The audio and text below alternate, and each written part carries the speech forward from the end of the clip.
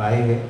इस committee meeting मैंने इसीलिए सबको गढ़वा, मुंब्रा और टाइगर 3 पुलिस स्टेशन के लिए बोली थी, लेकिन मुंब्रा वाले इतने प्रोएक्टिव है, इन्होंने बाकी 2 पुलिस स्टेशन को चांस ही नहीं दिया। पूरे के पूरे आपके ओपिनियन है, लेकिन मुंब्रा है भी बहुत बड़ी जगह। आप गूगल पे भी जाओगे और मुंब्रा आप गूगल पर सर्च करोगे तो वहाँ पे विकिपीडिया में भी आता है। गूगल 2012 की पॉपुलेशन के अनुसार, डेमोग्राफिक्स के अनुसार जगह मुंब्रा जो एक्चुअल मुंब्रा है वो सिर्फ 14 स्क्वायर किलोमीटर से भी थोड़ा कम है, 0.03 स्क्वायर किलोमीटर कम एरिया है, लेकिन यहाँ का पॉपुलेशन 9 लाख 2012 में था। तो जो इस फील्ड में होशियार लोग या कुछ एक्सपर्ट्स है उनका कहना है अभी 13 लाख के आसपास सिर्फ मुंब्रा की पॉपुलेशन है। आप इसमें चेक भी कर सकते हैं, इतनी कम जगह में इतने सभी लोग रहते हैं। और जब मैं पहली मीटिंग के लिए आया था उस वक्त भी बताया गया था कि मुंब्रा में गंगा जमुना की तहजीब दिखती है, यहाँ पे है बहुत बार।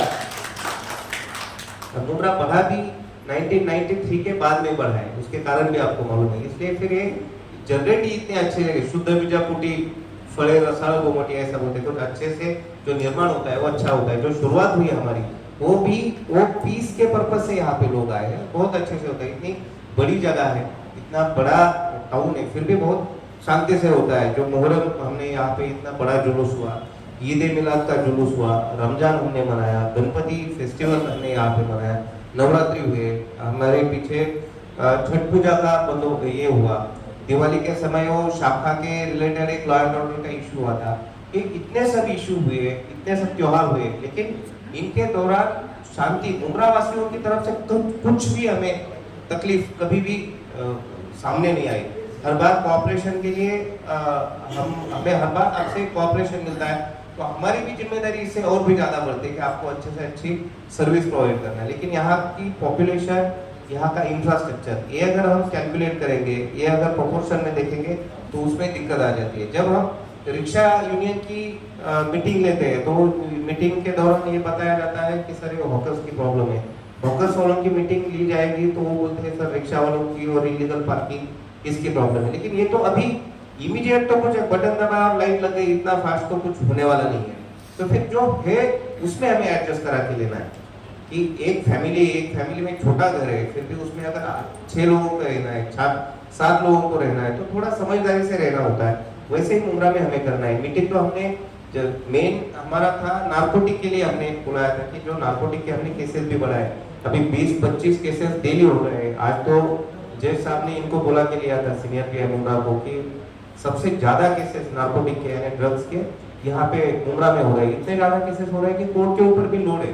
स्पेशल कोर्ट है जो एनडीपीएस एक्ट है, एनडीपीएस एक्ट के अनुसार वहाँ के कोर्ट ट्रायल चलने के लिए स्पेशल कोर्ट रहता है। उसमें इतने ज्यादा लोग जाने लगे कि 15-20 लोग उनको मेडिकल के लिए लेके जाना है शुरू में, तो 15-20 कर्मचारी उनके साथ में देने पड़ते हैं, उनका मेडिकल होता है, उसके बाद अरेस्ट होती है, उसके बाद कोर्ट में भी जाना है तो साथ में कांस्टेबल्स रखने पड़ते हैं। तो कोर्ट में भी बहुत ज्यादा भीड़ और डॉक्यूमेंटेशन करना पड़ता है। कुछ भी ये जो प्रोसीजर है क्रिमिनल जस्टिस सिस्टम में रिकॉर्ड बहुत जरूरी है, क्यों रिकॉर्ड के अनुसार हमें वो पूरा के पूरा प्रोसीजर फॉलो करनी होती है। बहुत ज्यादा लोड होता है। वो पूछ रहे थे क्या, तो हमने बताया, फिर सीनियर साहब ने भी बताया कि वहाँ पे अभी हम स्पेशल ड्राइव ले रहे हैं कि नार्कोटिक कंट्रोल में लाने के लिए, ड्रग्स फ्री मुंब्रा के लिए, ड्रग्स फ्री थाने के लिए कोशिश हो रही है। अभी पिछले महीने नए सीपी साहब ने चार्ज लिया, श्री आशुतोष डोंगरे साहब ने चार्ज लिया। वो पहले ज्वाइंट सीपी यहाँ पे थे, यहाँ पे उन्होंने डीसीपी किया है। थाना की बहुत अच्छी जानकारी उनको है, बहुत अच्छे कॉन्टैक्ट उनके थाना में, तो उनका फोकस का एरिया है नार्कोटिक का, ट्रैफिक का, इससे रिलेटेड। तो नार्कोटिक से ज्यादा फिर ट्रैफिक का, हर एक आदमी ट्रैफिक को फेस करता है। ट्रैफिक की भी प्रॉब्लम है। हमारे पास हेलमेट भी रहेगा तो हेलमेट हम खुद की सुरक्षा के लिए नहीं पहनते। हेलमेट जो पहनते हैं, हमारी मेंटेलिटी ऐसी कि सामने पुलिस वाला पकड़ेगा इसलिए हेलमेट पहनते हैं। ये अगर ये हमारी सोच रही तो ये सोच गलत है। फिर इसकी वजह से ट्रैफिक का रेगुलेशन होना या खुद की सेफ्टी के लिए, खुद के कन्वीनियंस के लिए ये कर रहे हैं, ये भावना जब जागृत होगी तो फिर ट्रैफिक की इशू सॉल्व हो सकते हैं। ट्रैफिक में प्रॉब्लम है, डेफिनेटली है, नहीं है बोल ही नहीं सकते, लेकिन ये सोल्यूशन ये है कि सेल्फ डिसिप्लिन ज्यादा इंपॉर्टेंट है। हम खुद ये रूल्स फॉलो करेंगे। अभी हमारे एक नौजवान साथी ने पूछा था कि सर हम कैसे बिहेव करें, कैसे ये करें, तो आप ये ध्यान में रखिए, लॉ ऐसा कुछ हर एक कि हमें लॉ फॉलो करना है, कानून फॉलो करना है। इसका मतलब हमने हर एक कानून पढ़ना है, उसका हर एक सेक्शन पढ़ना है, उससे रिलेटेड सुप्रीम कोर्ट का हर एक साइटेशन पढ़ना है, ये मतलब नहीं होता। Law is nothing but the common sense. Law common sense है कि कॉमन आदमी को जो समझ में आएगा ऐसा ही लॉ होता है, उससे बहुत ज्यादा कुछ रॉकेट साइंस नहीं होता। कि समझदारी से हमारे साथ और भी लोग शांति से रह सके, अच्छे से रह सके, इसके लिए ये कानून बनाया गया है, इसके लिए ये नियमावली बनाई गई है। तो आपकी तरफ से आपको भी कन्वीनियंस होगा कि आपके कन्वीनियंस के साथ में और लोगों को ये डिस्कम्फर्ट ना हो, किसी को कुछ प्रॉब्लम ना हो, ये थोड़ी समझदारी रखी ना तो भी हो जाएगा। ये नार्कोटिक के रिलेटेड रहेंगे तो ट्रैफिक सेल्स से रिलेटेड आपने ये बिहेव किए तो डेफिनेटली आपको पुलिस की तरफ से कोई तकलीफ नहीं होगी, और कुछ भी होती है तो हम आपके लिए हमेशा तैयार है। मेरा फोन भी 24/7 चालू रहता है। मुझे लगता है यहाँ पे बैठा तो भी कम से कम 30 से 35 कॉल मेरे आए, कुछ मैंने स्किप किए कि जो थोड़े से कम इम्पोर्टेंट लगे या बाद में बात कर सकते हैं। कंटिन्यू हम फोन पे भी अवेलेबल है, पुलिस स्टेशन भी है, और आपको सबको मालूम है कभी भी नॉट ओनली इन मुंब्रा लेकिन कहीं पे भी अगर आपको पुलिस की मदद चाहिए तो 112 नंबर आप डायल करोगे तो वहाँ के कंट्रोल रूम तक आप पहुँच सकते हो। आप अगर कहीं घूमने के लिए शिमला गए हो, वहाँ पे कुछ प्रॉब्लम होती है, गाड़ी रोड पर कहीं पे एक्सीडेंट होता है, आपको पुलिस स्टेशन भी मालूम नहीं, जगह भी मालूम नहीं, और पुलिस से कांटेक्ट करना जरूरी, 112 नंबर के ऊपर आपने डायल करना चाहिए। तो वहाँ से वहाँ ऑल ओवर इंडिया ये सर्विस है कि आप वहाँ जिस जगह से 112 नंबर डायल करोगे उस जगह के कंट्रोल रूम से वो कनेक्ट होगा, आपको पुलिस की मदद मिल जाएगी। तो ये हमेशा ध्यान में रखना है, 112 नंबर डायल करना है। अभी साइबर क्राइम भी बहुत बड़ा है कि आपके अकाउंट से पैसे जाना या कुछ गलत तरीके से मैसेज आना या आपके नाम से फेक प्रोफाइल बनाना, आपकी बदनामी करना, ऐसा भी कुछ होता है तो उसके लिए एक हेल्पलाइन नंबर है, वो भी हमने ध्यान में रखना चाहिए कि 1930 ये नंबर पे आप कॉल करते हो, ऐसा कुछ साइबर क्राइम रिलेटेड इशू होता है तो आपको इमीडिएटली वो गाइड करते हैं। आपके अगर पैसे वगैरह गए होंगे तो गोल्डन आवर 1 घंटे में अगर आप उनसे कांटेक्ट करते हो तो अकाउंट फ्रीज किया जाता है।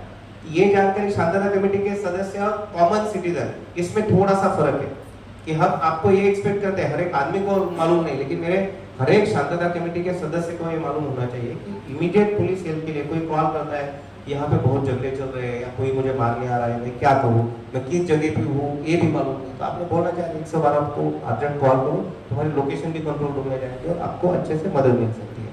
कहीं पे साइबर फ्रॉड हुआ, हम ध्यान में नहीं आता, पैसे जाने के बाद मेरे अकाउंट से 1 लाख रुपए चले गए, समझ में भी नहीं आया, तो इमीडिएट आप 1930 को कॉल करो, वहाँ पे आपके डिटेल्स दे दो, आपका अकाउंट फ्रीज, जिस अकाउंट में पैसे गए वो अकाउंट फ्रीज हो जाएगा, यानी आपके पैसे तो सिक्योर हो गए, फिर आप गुना दाखिल करो, बाकी प्रोसेस करो, आपके पैसे वापस मिल जाएंगे। तो ये बातें हमने ध्यान देना चाहिए। आज अभी यहाँ आने के पहले राबड़ी में भी हमारी एक मीटिंग हुई, वो मीटिंग में भी ये नार्कोटिक रिलेटेड हम डिस्कस कर रहे थे। उनका एक कहना था, बुलंदर साहब आपको थोड़ा इसमें ध्यान देना होगा, उनका कहना था सर कुछ ऐसी जगह हमेशा है, ऐसा नहीं है कि ये जगह पे ही बेचेंगे, यहाँ की इतने टाइम में ही बेचेंगे, ऐसा कुछ नहीं, वो इधर उधर घूमते रहते हैं। नार्कोटिक एक्ट में भी वही है, जो एनडीपीएस एक्ट है उसमें स्मॉल क्वांटिटी होगी या कंजम्पशन होगा, नार्कोटिक जो सब्सटेंस है वो कंज्यूम करते समय, ड्रग अगर स्मॉल क्वांटिटी में होगा तो उसके लिए के कानून में जो प्रावधान है वो थोड़े सॉफ्ट है, उसमें जल्दी बेल भी हो जाती है, आरोपी बाहर भी आता है। लेकिन वो कमर्शियल क्वांटिटी रहेगी, ज्यादा क्वांटिटी रहेगी तो बहुत दिन तक अंदर रहता है। बहुत स्ट्रिंजेंट सेक्शंस उसमें एनडीपीएस एक्ट के लगते हैं, सेक्शन 20 बहुत स्ट्रिंजेंट सेक्शन है वो लगता है। अदरवाइज फिर अदर सेक्शंस में कम शिक्षा होती है, फिर भी कम पनिशमेंट होती है। तो उसके लिए उन्होंने ये भी बताया कि वहाँ पे कुछ रिक्शा है, और रिक्शाओं में भी ये बेचा जाता है। और रिक्शा क्या है, रिक्शा लगाकर ड्राइवर निकल जाता है और रिक्शा में दूसरा कोई बैठता है। तो उन्होंने इतना अच्छा सुझाव दिया कि अब तक मेरे भी कभी ध्यान में नहीं आया था ऐसे कर सकते थे। तो उन्होंने, मैंने पूछा कि सोल्यूशन क्या है उसको, उन्होंने सोल्यूशन बताया कि रिक्शा हम वॉल की तरफ मुंह करके लगाते हैं, तो फिर उसमें कुछ भी गलत काम करने के लिए उनको अवेलेबल रहती है वो रिक्शा। वही रिक्शा का मुंह हम रोड की तरफ करके रखेंगे, ग्लास से सामने से दिखेगा तो वो लोग गलत काम करने से डरेंगे। तो फिर ये बहुत अच्छा सुझाव। एक तो रोड पर पार्किंग करना ही नहीं चाहिए, लेकिन अवेलेबल नहीं है, कुछ स्लॉट से कुछ एडजस्टमेंट हमें करनी पड़ती है। ऐसी जगह होगी तो बुलंदर साहब हमारे सभी बीट मार्शल्स को, नाइट राउंड ऑफिसर्स को वही सूचना देनी है स्ट्रिक्टली। ट्रैफिक आप भी इंश्योर करिए कि ट्रैफिक रिक्शा अगर रोड के साइड में खड़ी है तो अंदर मुंह करके नहीं रहेगी, रोड के साइड में रहेगी, जो कि वो मूवमेंट भी आसानी से होगी और कोई गलत काम वहां पे करेगा नहीं। हर रिक्शा वाले को इंस्ट्रक्शंस आप स्ट्रिक्टली दे दीजिए। कोई भी मीटिंग में आते हैं हम तो बहुत बार हम जोनल डीसीपी है या ट्रैफिक डीसीपी है ऐसा ही लगता है। मुझे तो लगता है इसके बाद में ये टेन्योर खत्म होने के बाद मैं ट्रैफिक के लिए सोचूं थोड़ा कि और ज्यादा ये हो जाएगा।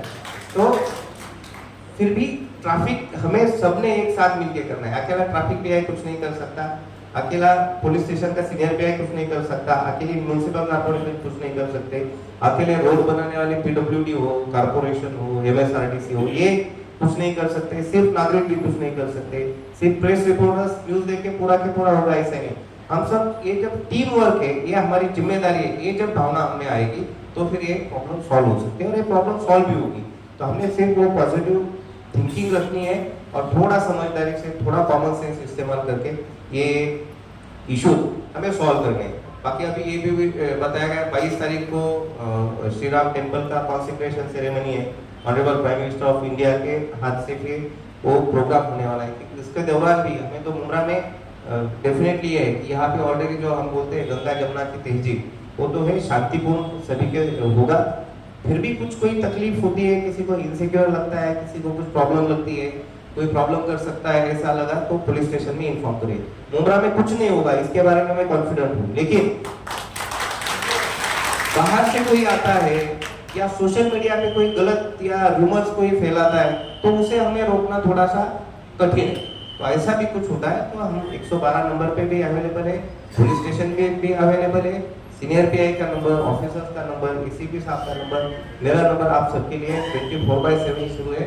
हम अच्छे से ये प्रोग्राम भी करेंगे, उसके बाद शांति से करेंगे। 26 जनवरी का रिपब्लिक डे है, वो बंदोबस्त है और सबसे इम्पोर्टेंट 2024 से इलेक्शन ईयर है, लोकसभा के इलेक्शन से, उसके बाद में विधानसभा के इलेक्शन से, हो सकता है जो म्युनिसिपल कॉर्पोरेशन के इलेक्शन पेंडिंग है, अभी बहुत दिन हुए, वो भी इशू सॉल्व होता है तो वो भी हो सकता है। तो पूरा इलेक्शन ईयर है, इसमें आप सबका सहयोग हमें बहुत जरूरी है, सहयोग रहेगा तो जिस शांति से आज तक हम ये शांति से चल रहा है ऐसे ही शांति से रहेगा और जो अपनी डेमोक्रेसी है वो सक्सेसफुली शुरू रहेगी। मैं आप सभी को यहाँ पे आप आए, शॉर्ट नोटिस पे आए, बहुत देर तक आप बैठे हो, मैं आपको सभी को पुलिस डिपार्टमेंट की तरफ से, सीपी सर की तरफ से, मेरे जोन की तरफ से धन्यवाद देता हूँ और रुकता हूँ। धन्यवाद। Thank you sir.